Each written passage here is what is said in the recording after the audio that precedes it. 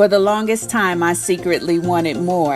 I often found myself shrinking to fit in, settling for what was comfortable, and even selling myself short.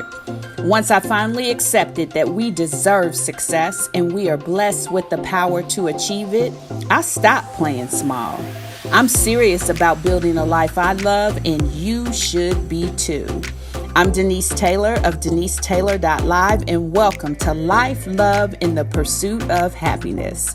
I help women prioritize themselves, their success, and their happiness.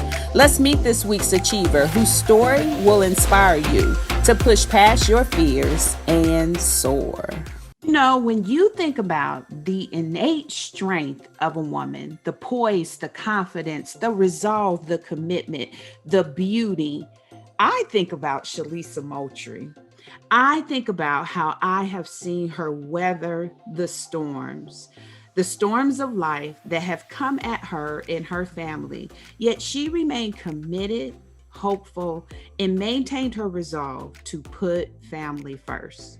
You know, when I think about the success superpowers, when I think about seeing yourself successful, shaking off fear, doing the work, taking care of you, and holding fast to your faith, I think how I see all of that so beautifully illuminated in Shellisa's story. Her story isn't just her own, it's one in which her family experienced together. I love how the trials brought them together and united them, and they faced them arm in arm, and they came out on the other side with a beautiful comeback. I love comeback stories. And when you hear today's episode, you are going to hear Shellisa's share how her family has definitely not only seen the light at the end of the tunnel, but boy, are they basking in some real goodness now. I decided to include her in my lineup because we all face challenges in life. They happen to have faced a lot of them. For some of us, a health crisis is enough. For some of us, job loss is enough. But when I think about Shellisa and what her family endured, my goodness, holding fast to your faith is absolutely what rings through over and over. So I want you to take a listen, but I want you to be encouraged. Be encouraged as she shares, and know that you're not alone. Know that whatever struggle you're dealing with, if you remain hopeful, you can see brighter days. I'll see you on the other side. What an honor to have a front row seat with someone who has been on a journey of restoration. It's awesome to see God at work. You see, Shellisa faced job loss, health crisis, family dynamics. She faced all of those everyday circumstances that many of us face. They can sometimes take you to a low, but oh, how beautiful and encouraging to see the manifestation of a comeback. And I have had the opportunity to just keep a glance on how God is raising up Shellisa and really establishing her into a brand new day that she so brilliantly deserves. We have a special friendship that has allowed me to celebrate her comeback in so many ways. I believe her testimony will encourage anyone facing real life circumstances because Shellisa has faced and dealt with a lot. So today we'll go deep on holding fast to your faith, which is superpower number 5. And it is my pleasure to welcome Shellisa to Life, Love, in the Pursuit of Happiness. Thank you so much for joining me. And Thank if you you. don't mind doing the honors, help us to know a little bit more about you. Introduce yourself. Absolutely. Thank you, Denise, so much for this opportunity to share with you today. So, my story is, I think, pretty simple. I am, That's what I you am think. I know that's, always perspective, right? But I am a wife. I am a mother. I have some beautiful children. I'm a servant leader in everything I do, and that's kind of my life's work to help people be better versions of themselves. what I didn't realize is that that would require me to also become a better version of myself. And so I've seen some things over the years, whether it be in work, whether it be learning how to be a mom, learning how to be a wife, and just what life will bring has really helped develop who I am today. And so I'm very excited to be here with you today and share some of this crazy adventure. So Oh, you there know you have what? it. I appreciate that. And, as I alluded to, you and I have had some special moments, but it wasn't until I posted in the Facebook group, share your life wisdom. And you responded to that. You said that you would tell your 10-year ago self, don't worry so much. And when you said Mhm. that, it really made me think and reflect about just the few things I know. Because, right, we never get to see behind the curtain fully of what someone is dealing with. But just when I reflected upon the things that I knew, I was like, what an amazing story of restoration, of how God has been able to restore your life. And on the other side of it, you would say to your 10-year ago self, don't worry so Mhm. much. Tell That's me a right. little bit more about what your family was experiencing then and what you kind of see now on this side of it, having gone through it. Absolutely. So I thought about 10 years ago. It was funny. I was thinking through, like, okay, what was going on? And ironically enough, 10 years ago, things were going pretty great. My husband and I were both working. We had started our kidney journey. My husband received a kidney transplant 3 years ago today. Um, but we were doing fine. So we were working, our kids were healthy, we were in our home. Um, it was things were fine. And what we just did not understand was what was coming for us. And so late 2011 is when I was laid off from my job. Mhm. And I remember just feeling just unsure about everything. And my main question in all of the conversation about being laid off was simply about our health insurance because I was worried about my husband and transplant. And I wanted to make sure we were in position. I've always been somebody that I want to be ready whenever, whatever. I want to be in position to do what needs to be done. Mhm. So this year was really a marker for that for me because it kind of started what would be what would be quite a decline after this point. And so this year is when I thought about it, it's like, wow, yeah, this is when the worrying started for me because things were going okay. And we were also still within our kind of recommended range for transplant. We had been told 3 to 5 years. At this point, it had been about 3 or 4. So I'm like, okay, yeah, so we're still good. So it was really this year where things kind of took a turn towards the end, and we just started this incredible roller coaster ride of life Mhm. that would have so many things that came before us, whether it was health, work situations, just trying to manage, how we take care of our family differently. So just a lot of things happen towards the end of 10 years ago. So it was ironic to think back to that. Yeah, and I think that that's a beautiful reflection because it marks a couple of things. One of the things that I always love to say is that we don't fail, we learn.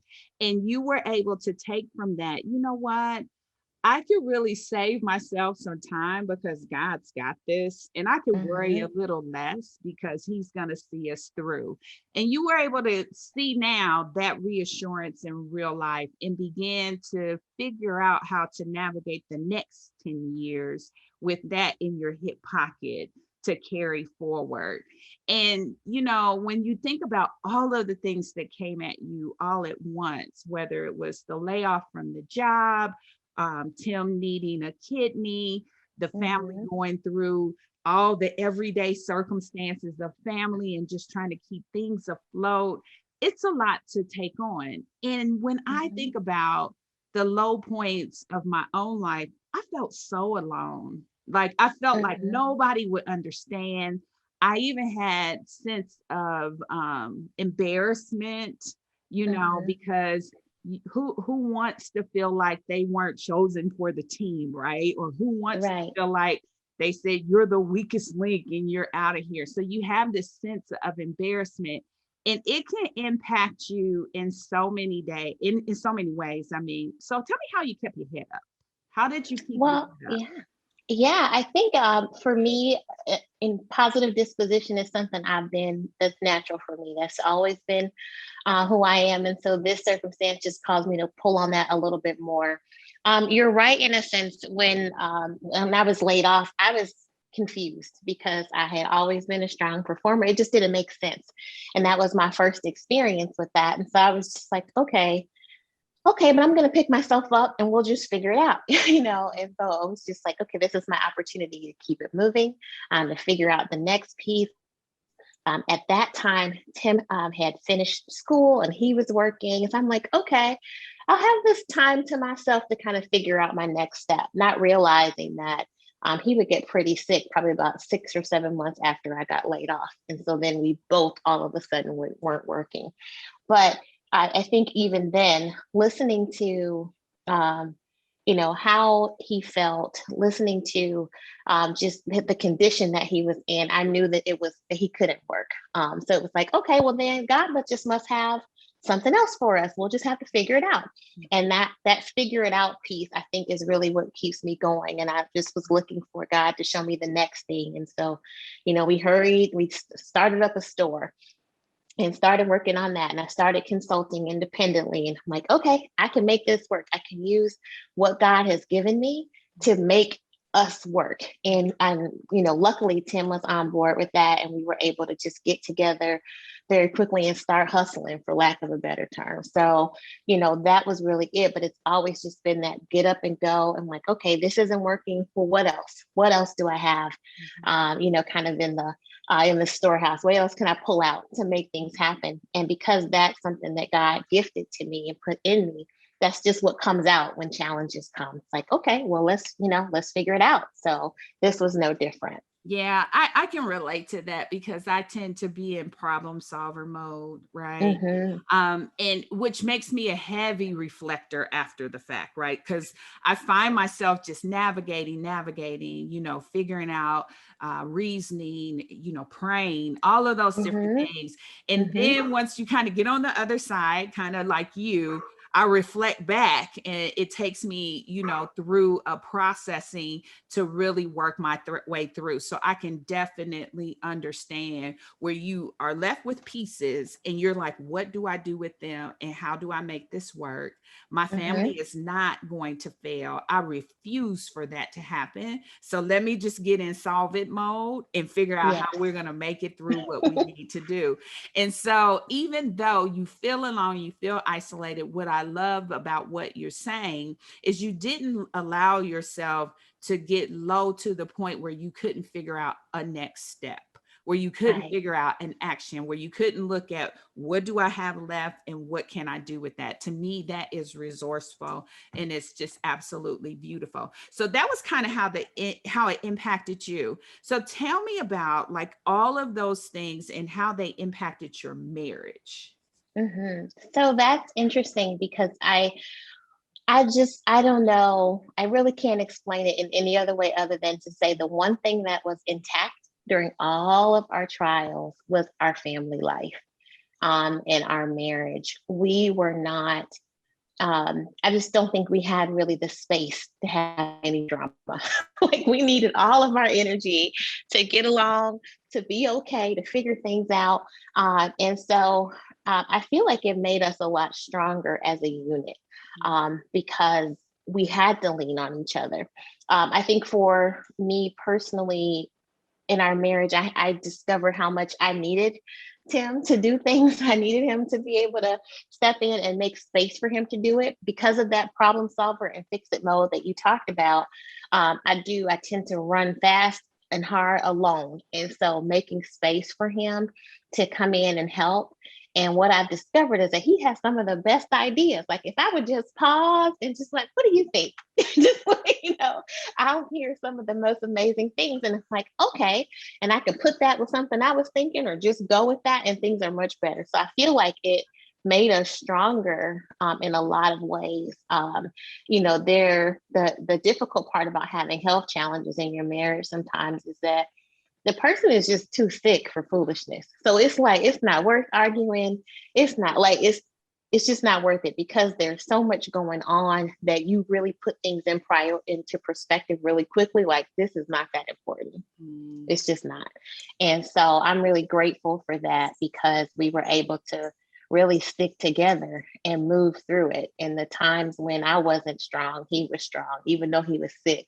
And the times when he needed me to stand up, then I could be there too. So I feel like we were really blessed in that we just had to dig in and really go with it and really think about what's the most important thing and focus on that. And at that point, there was no foolishness that we had time for. And I love how it brought out the beauty in your relationship, because if I recall from prior conversations, he took ill like almost right after you guys got married. He took ill, really, really quickly. And you hear often of stories where those first couple of years can be so contentious, and you guys faced head on something that, for lack of a better term, it made you cling to one another. It really made you value your relationship, value your commitment to one another.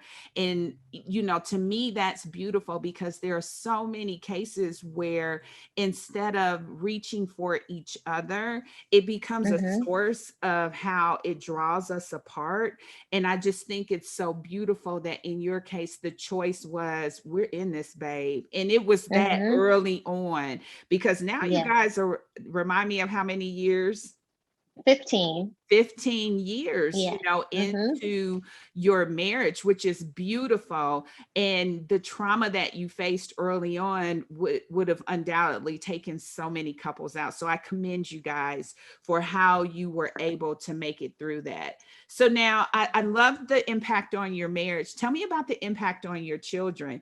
And it's one thing before you get started that you said that I can relate to. And I was kind of chuckling in my head, because recently, one of the things I have to do too, just like you described, is figure out how I'm going to pull back and not be so ready to pounce or attack, or give space and room for Chuck to come in and to be able to be a part of it, because I got it all figured out. So we were coming back from a road trip. And going, I had packed up the car. That's kind of my thing. Like, I can figure out the geographical shapes of how to pull it all together and get it all in the car. And so we had stopped to pick up my daughter, and she had to then put her bags into the pre-packed stuff that was there. So of course I jump out the car, right? I go to the back, because I know the best idea of how to get this bag into the car, right? And he turns and he looks at me and he said, 4 plus 5, 6 plus 3. And in that moment, I knew, like, he could get us to the end state, right? We could get to 9. And it didn't have to be 4 plus 5, because that's what I jumped out to the car, because I'm like, well, this bag was right there in that bag. And he just turned at me and he said 4 plus 5, 6 plus 3. And so I agree with you that making space for those ideas can sometimes unearth or bring forth or birth some things you just never thought of, because you saw it as 4 plus 5, and he brought to the table 3 plus 6. And so I can relate to that. That sentence that you just shared stuck with me when you from the book. That was like one of the most, I think I shared that with you. That was one of the most impactful things for me. And I remember that. I'm like, you have to remember there's more than just your way to do things.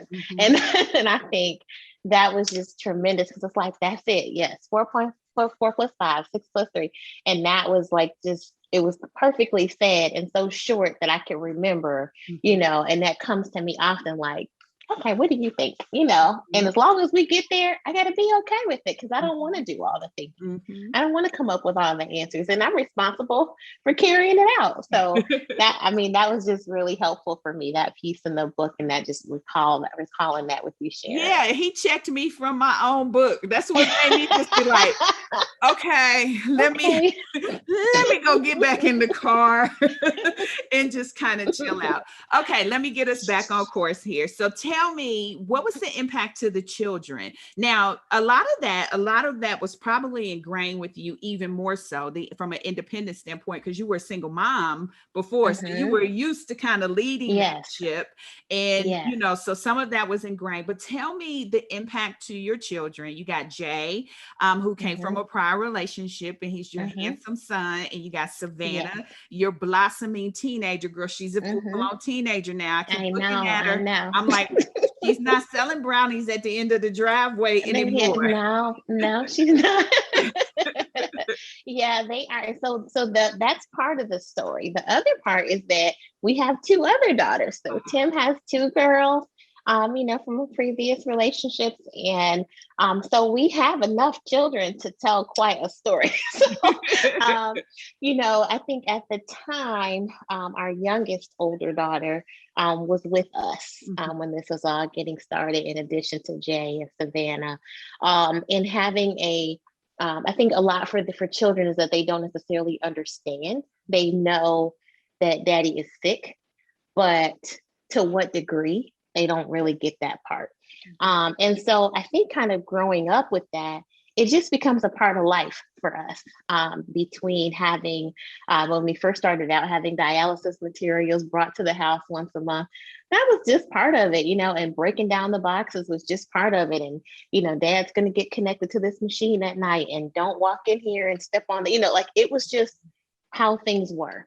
But when he would get sick and we'd have to go to the hospital, that was always hard because I had family here, and my cousins were always really good about, we'll get the kids, you go do this, but then kind of playing that middle role for them and answering their questions. And, when they want to know when's he coming home? Is everything going to be okay? I think that they were super resilient because they rode that roller coaster with us, and that uncertainty, and seeing him not feel good, seeing me be nervous or kind of overbearing sometimes because I'm trying to get things in order. So they saw a lot, but their children are resilient and they do kind of adapt to whatever the situation is. And I think sometimes we don't give them enough credit for how they move with you, and at the end of the day, they just want to be with you, and so I think that for them, it was just like, okay, well, are we okay? All right, and they just keep moving. And whether we had a little or a lot, I think they were just, God just blessed us with the right kids who were able to move along with us, and never really, had a whole lot of challenges with them because we tried to keep, if anything, we tried to keep things as normal for them as we could possibly be. Is it normal for dialysis? No. Is it normal for hospital, trips? Absolutely not. But everything else for their lives, we tried to keep those things intact so that, they would at least have that. And they, were all right. Thank God, our family and support system was huge. Kids went to Milwaukee every summer, which was a great break for us, but also a great break for them because they had that normalcy. They had the grandparents, and, and had a chance to be the center of attention. And so I really feel like that helped to kind of normalize our situation and help them be able to make it through. That's awesome. That's awesome. So it definitely was Team Moultrie for sure that was Yes. helping to navigate that course. And I love that your bonus daughters were able to be a part of the journey and didn't feel alienated and could love, care, and be a part of it as well. So thank you for Yeah. making that point, because Yeah. a lot of times we just kind of miss the impact that it has on everybody involved, Mm-hmm. because Absolutely. that's their dad, those are your Mm-hmm. bonus girls. And so I am so grateful that they found a place to be a part of the journey, because this is a fantastic journey when I just think about it. So what did you discover about yourself in that season? Oh gosh, I learned so many things that I didn't know I could do. Like, I thought like I said, I've always been a very hard worker. I didn't know I could work even harder. I did not know that I could start up a business and run it, to take care of my family, literally to take care of my family from register to the grocery store. Like, I just did not know that I would be capable of doing that. Um, I learned that a lot of things that I could do without, that I like to have, but I don't have to have.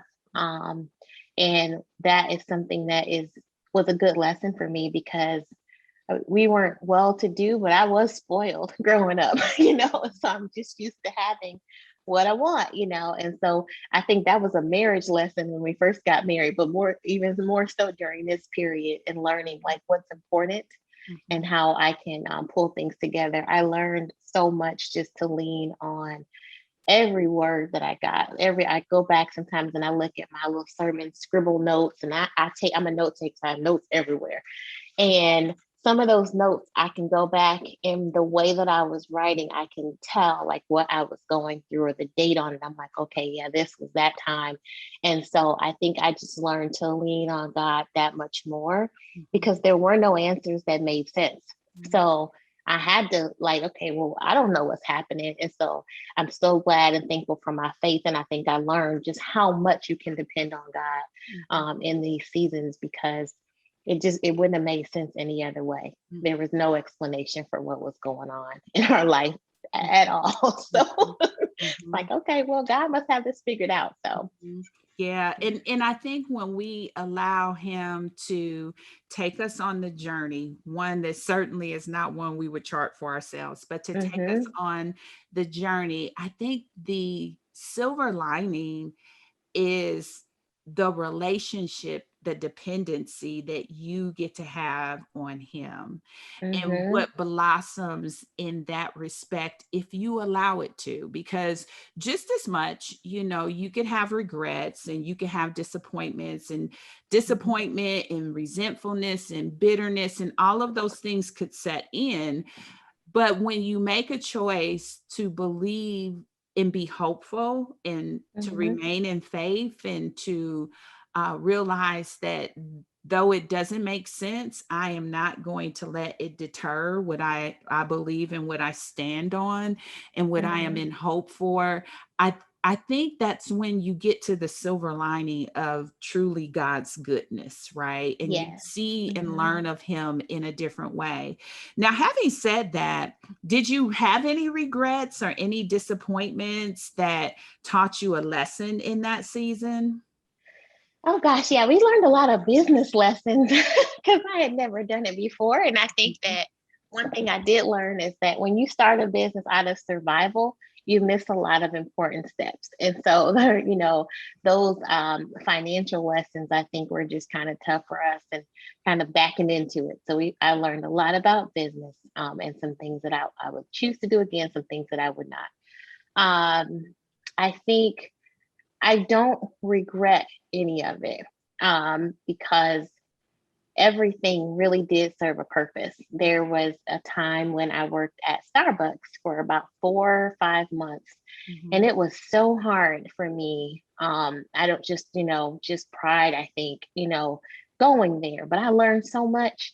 And I respect those people so much. I learned so much from them in that time period. And I remember starting, and what I will say is, I regret feeling ashamed to be there at first. Like, what am I doing here? What happened to me that I'm here? And just feeling very like I had nothing left.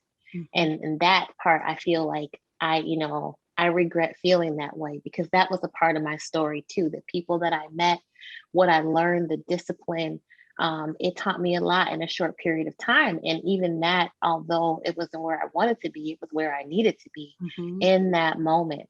And it gave me the flexibility. My mom had gotten sick during that time period, and I was able to come and go where I would not have been able to do that as much with a regular job. And so, what I had been accustomed to before. And so even that I know was all purposeful. And so, my only regret is just not being able to really open my eyes and see it as an opportunity until after it was over. Because I'm like, how much more joy could I have had doing this if I would have had, a different perspective on the why.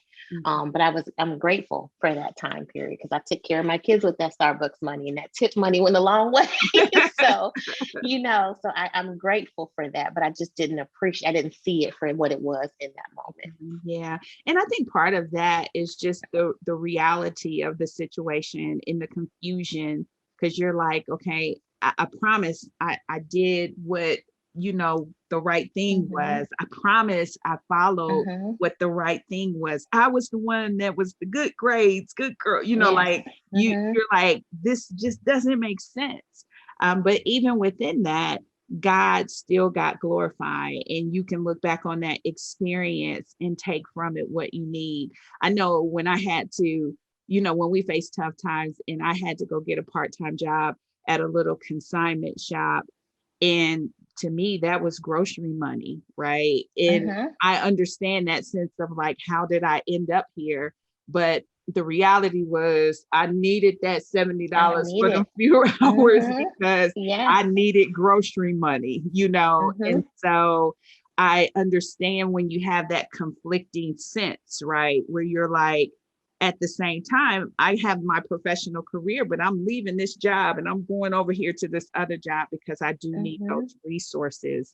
And so I understand what you're explaining wholeheartedly. What did you find you valued more when resources were limited and opportunities seemed to elude you? What did you value more? Oh my gosh. I think a lot of it was quiet time because we didn't have a lot of it. There was always something going on. There was always, shirts. We had a t-shirt business. There's always shirts to be made. There's stuff to order. There's things that they had going on. And so I think I came to really appreciate being still and being able to be quiet because that was just not a luxury we had a lot of times. And, even in the hospitals, like I can walk you around several hospitals and show you where everything is. But having those moments to be still and quiet, even there, being able to go have a cup of coffee and sit and just kind of center myself, I do not know how I missed out on that for so many years because it is so important. And now I can do that, and it's so good for me. And I think I learned how to appreciate that then because I always had a tendency to get up and start running. And so it was interesting to revisit that in the pandemic as well, but just that stillness and having peace and how that helps me to think better and, be able to answer politely, things that's something that I definitely gained from this experience. Oh, that's beautiful. Now, were there any deliberate changes you or your family made based on this experience that you can think of? Oh gosh. Yeah, I mean, a lot of things were not by choice, so we had to do things differently. We had to figure out so many, I'm just trying to be specific, but there were so many things that we had to figure out not by choice during this experience. And there's some things that we just have never really returned back to. We learned about, what we did not need. We did not need a whole lot of extra channels on TV. We did not need fancy cars. We did not need any of those things. And we actually didn't need two cars for a little while, when we were probably at what I would say our most challenging or our worst, we had to give back a car. And I was devastated, like, oh my God, how are we going to do this? And I think about it now, like, how silly is that? A lot of people have one car, but we had not been accustomed to that. And going through that experience, we learned we could do it. Wasn't fun, but we could do it if we had to. And I think so we just learned about really what we needed to get by and how to make the best of what we have. And so if we got to rearrange some things and make it work, we're going to rearrange some stuff. If I got to go back, going back and becoming less wasteful. So what do I already have that I can reuse, that I can repurpose? So I think we learned a lot about what we could do without and how to leverage all the stuff that we collect over time and make it useful. I became the queen of doing yard sales and, to make some ends meet when I needed to, that we just learn, by fire that some things have to get done and you really don't need everything that you think you do. Mm-hmm. So I entered the world of Shellisa in 2013, and that's around the time, I mean, you guys were still working through some things, but that's around the time where you were coming around the bend, I think, in terms of restoration and comeback. And so, again, as I said at the open, it's been beautiful because I wasn't there when you were in the low of it all. So some of the things you described, I did not see firsthand. I heard stories about it, and obviously I hear you talking about it now. When I liken it to my own experience, I know that that's a very tough season to get through. So that is why it has been just incredibly beautiful for me to watch and hear how God has blessed you guys. And so, Tim waited for a kidney for a really long time. His health began to just, really, he got more and more sickly, and he really needed this kidney. Like, it wasn't that, death was knocking on his door, but you could see that it was taking a toll on him. And you could see that he had wrestled with it for so many years, and that he was on the list, and that there had been calls and fall throughs, right? Where you got your hopes up high.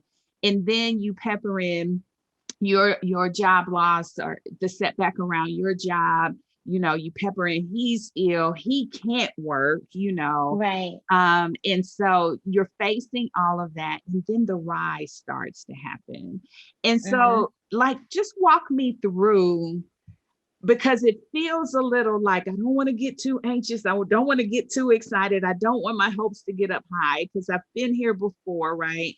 But how do how do you take on that sense of hopefulness when you start to see a little bit of light at the end of the tunnel, and you feel that shift beginning to happen? What does that take for you to kind of believe?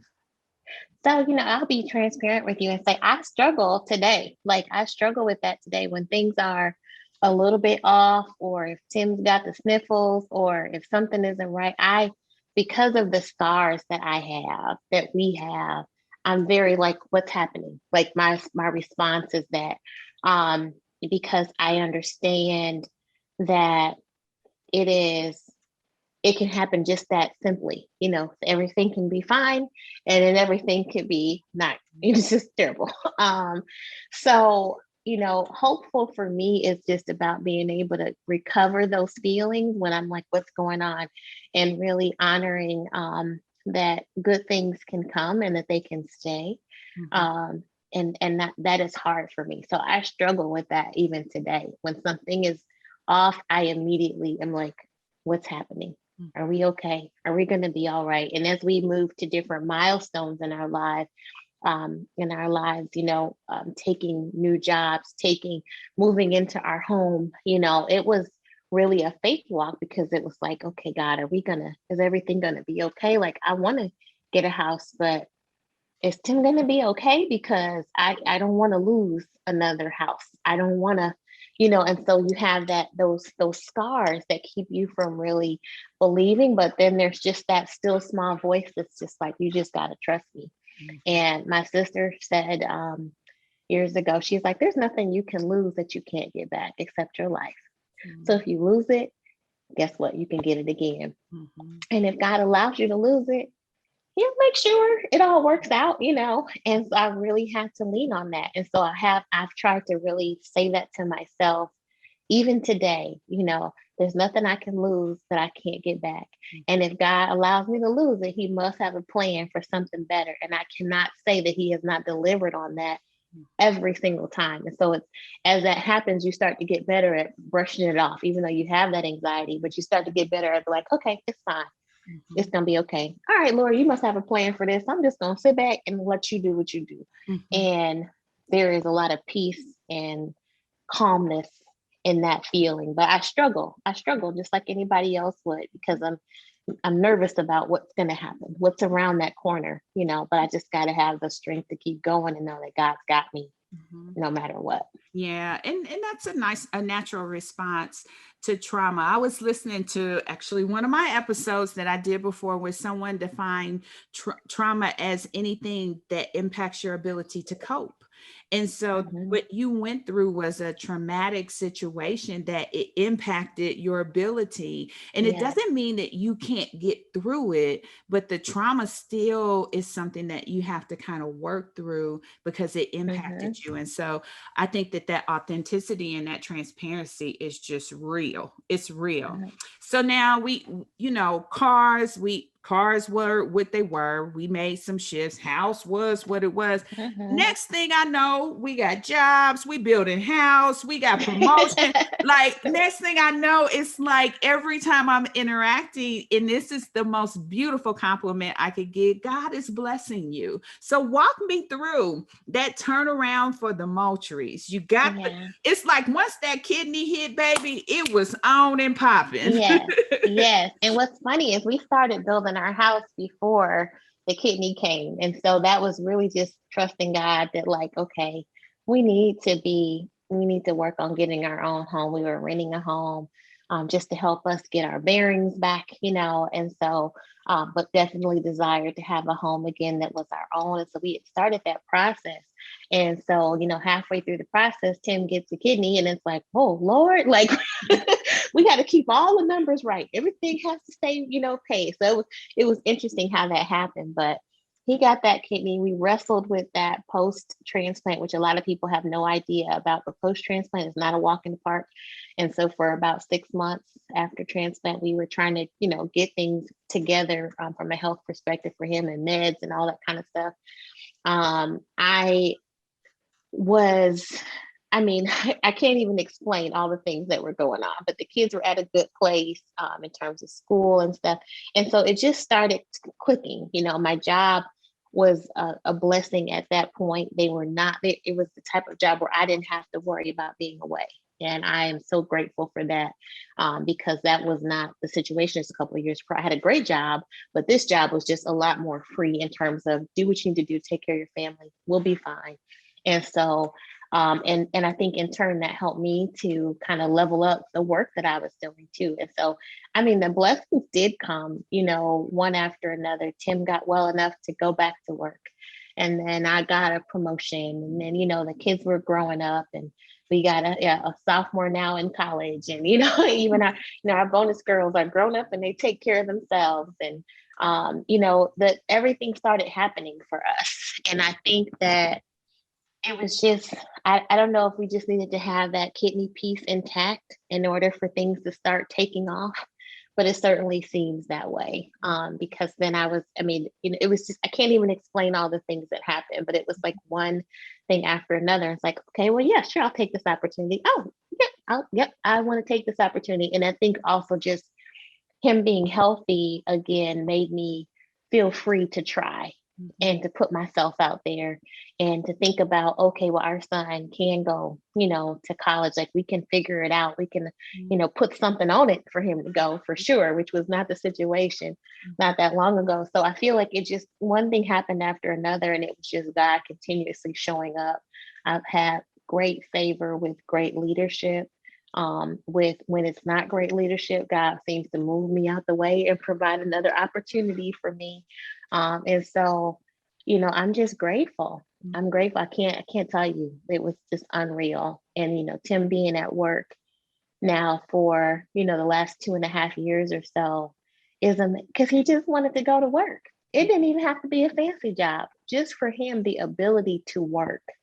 People take that for granted is a huge blessing because that's all my husband wanted to do, and for me, I don't even know what I want to be when I grow up yet, but I'm certainly getting to try some cool experiences, and being able to share that with my children, and they can see like mom's always busy, but it's a good kind of busy now. It's not a stressed busy like it was before. And, trying to manage all these crazy family things. Now it's like they can see my progression professionally too. And they don't care what I do, but they can see the difference in how I feel about it. And that is a blessing. And I think it's just kind of set us all up to just be like amazed at what God is doing. Yeah, I mean, the last text I got from you, you were like, I have a new opportunity. Tim got promoted on his job. Jay got promoted Yeah. on his job. I was just like, Mm-hmm. whoa, just Yeah. amazing how God Mm-hmm. has just really come in and blessed you guys. And I cannot think of anyone that I could be more excited about. And I hope that you savor every moment. I hope that, I understand the whole perspective of being guarded because that's what experience does to you. But when Mm-hmm. you get to the point where you can just be all in the moment, take the opportunity to do that. God has been so, so faithful to you guys. Yes. And I just love hearing about the comeback. And I wanted to share it because there are so many people who face just one of the circumstances that you guys faced. There are people who Mm-hmm. face Mm-hmm. health challenges and they can be incredibly impactful to their lives. There are people who face job loss, and that can be incredibly impactful. There are people who face just dealing with blended families, and that can be Mm-hmm. incredibly impactful. And watching how you have been able to navigate that, how your family still has a desire to be bonded together. Watching you and Tim together is just beautiful. He loves you, you love him. And it's just beautiful to see the chemistry that you guys have. And so I want someone to be encouraged by your story. And I really appreciate you taking time to help. If you were to say something was faced to someone who was facing that type of circumstance, what would you tell Mm-hmm. them? What would you share? Yeah, I would start with it's going to be okay, which sounds very cliche, but it is going to be okay. It's going to hurt. It's going to sting. You're going to be confused. You're not going to know which way is up some days, but it will be okay. And I think that if you can buy into that even a little bit in your experiences, it'll give you enough to go on. I would share with somebody to also look for the good in every situation even when it is terrible. Like by all other accounts, this really, really sucks. But what is the good thing in this? And what is the bearable thing in this? And if you can start to look at things kind of upside down that way sometimes, it can give you hope and perspective. So, if I think about all of the challenges that we face from a health perspective, I did learn how to be an advocate, for my husband, which helps me. I ask all the questions, I know all the information, and I would not have had that presence or that information before, but I certainly have it now. And so, but we wouldn't have gotten that if I didn't have to, you know. And so I think just really understanding that it will be okay. You will have days when you have to work really hard. You'll have to find the good in anything. And you'll have days when you're really, really tired.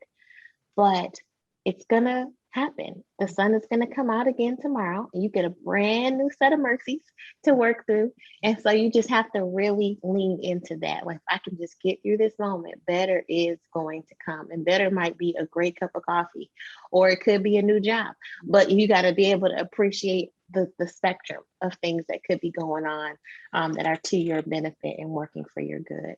Awesome. Awesome. Well, around these parts, I challenge everyone to build a life that they love without apology. And so we close out every episode with me tapping even more into your Mm-hmm. wisdom. And so here are my life, love, in pursuit of happiness questions just for you. So tell me what's your life wisdom that you would tell your younger self if you could? Oh gosh, I would say all these things about you, all these personality, your disposition is not by accident. It's going to come in handy and it's going to show up in a big way. If I had to talk to something that I'm forming now is kind of my story. And I was sharing with some of my team members that, I was an ambassador in kindergarten. So I was the kid that if somebody started after the first day of school, a day that I didn't even go to myself, but if somebody started after the first day of school, it was my responsibility to show them around, show them where the mats were, the toys, sit next to them during mat time and all those things. And that is who I am. It's who I've been all the time. And I didn't appreciate that about myself. I thought it was just, just kind of something I did. But really knowing and telling my younger self, like, this is who you are for a reason. This is going to come in handy. Your smile, you're nice, you're, being willing to give to other people. All of that stuff is going to come together in the perfect way in your grown-up life. And so, I would just not take that for granted. That sweetness that I feel like is what God deposited in me shows up every day. And it has just been a blessing to me. I don't take it for granted. And I understand now that it's my gift. It's not a crutch. It's not a hindrance for me. And so I would just say, lean into that, girl. Be as happy and joyful and friendly as you want to be, because it's all going to work out. That's so beautiful. That's awesome. That's beautiful, because I can relate to that. I became more of who I was, right? And I had to develop discernment. I had to develop tact. I had to develop a lot of different things to hone that gift. But who I am and who I've always been is who stands before everyone today. Excellent, excellent wisdom. So, love wisdom. What would you tell your younger self about love if you could? It's going to be not at all what you thought it was going to be. And you have your pretty little picture that you painted. But if you focus too hard on that picture, you're going to miss out on the blessing of a lifetime. I never would have put Tim and I together. One, we were completely across the country from each other, but even coming together, I never would have put us together. But it was just what I needed. And being able to be open. So beyond what you wrote on your list, beyond what the picture that you have in your mind, be open for love to find you, and be exactly what you need. I think that is the greatest lesson I could have learned from Tim coming into my life. Was like, I did not expect any of this, but I'm so grateful for it. That's beautiful. I love it.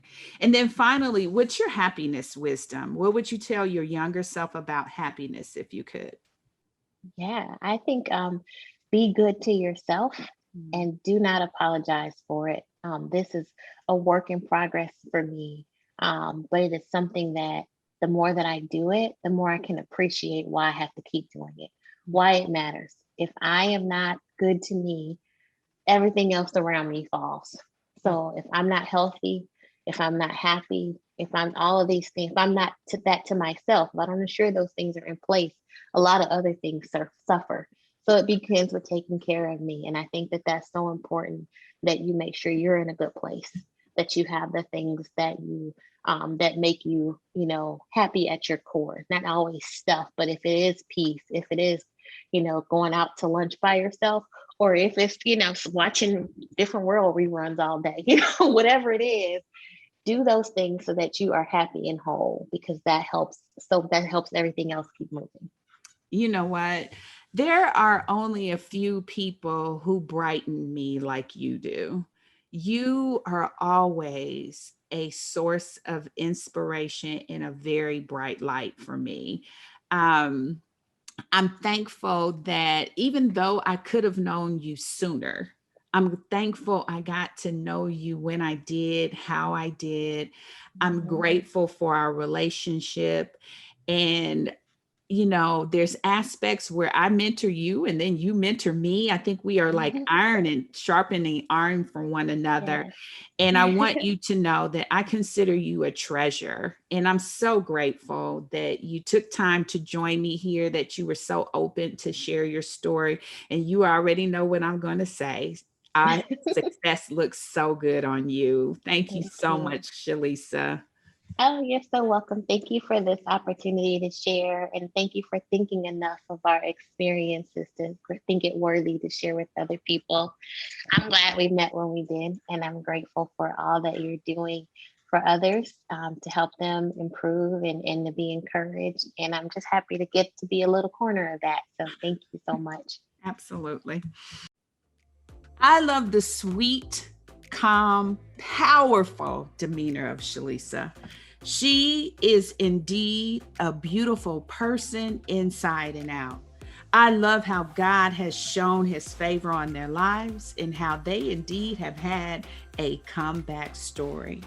I'm thankful for the opportunity to know her closely, and I'm so glad that she was willing to transparently share her story with you.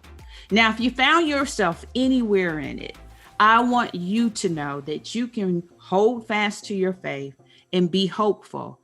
You can get on the other side of whatever you're facing, and I think she summed it up right. Just hold on.